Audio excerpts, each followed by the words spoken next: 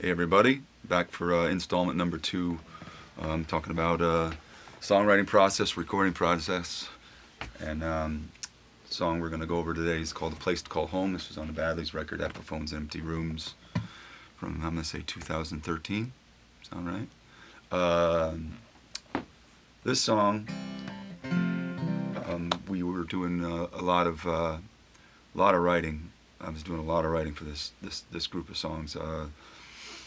Dozens of tunes, and we're getting towards the end of the process. And the writing part of this was taking place probably 2011, 2012, and it was kind of on a tail end of the, what would become called the Great Recession. A lot of people losing their homes, losing their jobs, and as I was writing songs, it was my concept to make a concept album, which almost every record I start out thinking, well, this is going to be a concept album, and then as time goes on, it always peters out, and I never do it.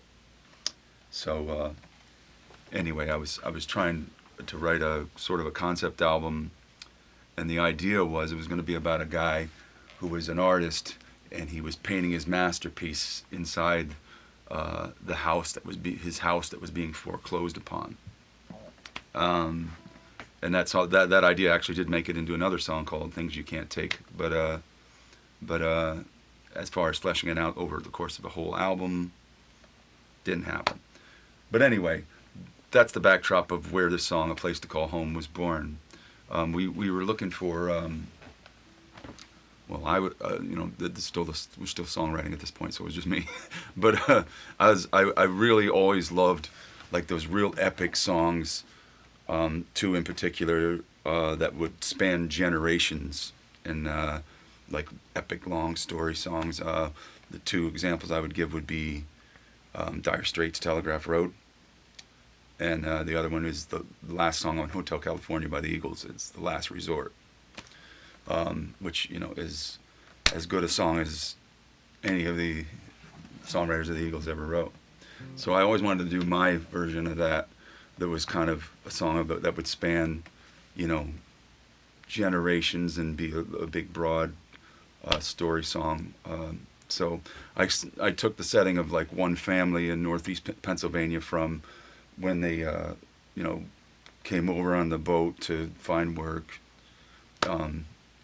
in Northeast PA to then, generations later, one of the members of this long lineage fighting in World War II, and then brought it up to present day. And so each one of these little vignettes in this song were kind of, each one of these little vignettes were sort of, what was my thought there? Always about like these people trying to find somewhere to belong, or looking for a place, where, looking for like somewhere to belong and somewhere where they could, find honor and purpose, and that was really the backdrop of the whole song.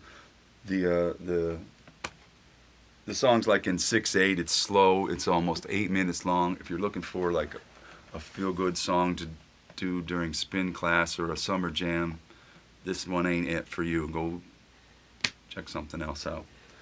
We write upbeat songs. This one is not one of them. But let's see, what else? I mentioned that the one verse was about like a member of the one of the families being fighting in the war, like the Normandy invasion, and I actually had many of my great uncles that fought in World War II. I actually inherited this guitar that I wrote the song on, and from my Uncle Bruce. And my Uncle Bruce fought in the Battle of the Bulge. So that was sort of a neat little thing where this guitar came into play. The last thing about this tune I would mention would be that I kind of used like the device that I brought back over a couple of verses. I brought back this device of talking about a handshake and how it meant different things as time progressed. In the early stages, like the early verses, a handshake was a person's lifeblood, and it was your word. It was what it was worth.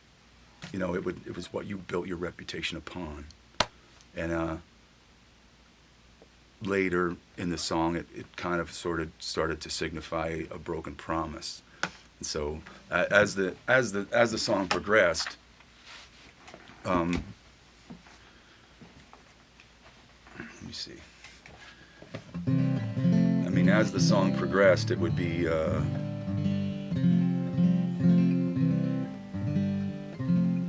my train of thought here.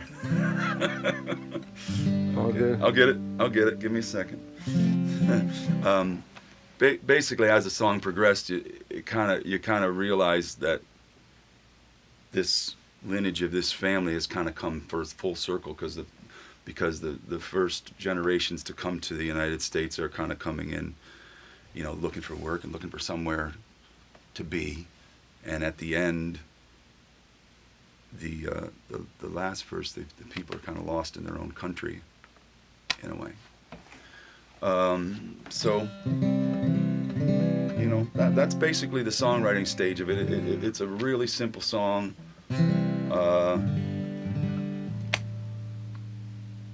Basically a 3/4, and a couple other changes in there, but next we'll talk about the songwriting. We're going to break this one into 2 parts, so that's the end of this one, and we'll be right back with a special guest who played on the record. So.